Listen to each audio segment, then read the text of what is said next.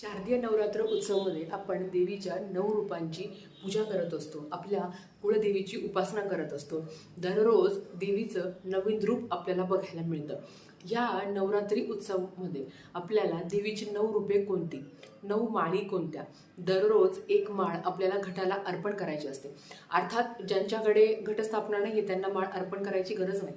त्याच्याचबरोबर 9 नैवेद्य सुद्धा आपल्याला अर्पण करायचे असतात. ते 9 नैवेद्य कोणते आहे, भले तुम्ही घटस्थापना करणार असाल किंवा नसाल तरीही तुम्ही 9 नैवेद्य आपल्या देवघरातल्या कुळदेवीच्या फोटोला, मूर्तीला, अगदी टाकाला अर्पण करू शकता. आणि 9 माळी सुद्धा अर्पण करू शकता. ज्यांना माळी अर्पण करायची इच्छा नाही आहे किंवा घटस्थापना आहे तर माझ्या घरात नाही आहे घटस्थापना, मग तुम्ही माळ अर्पण करू नका. पण हो, देवीच्या 9 रूपांची पूजा करा, त्याच्याचबरोबर 9 नैवेद्य अर्पण करा.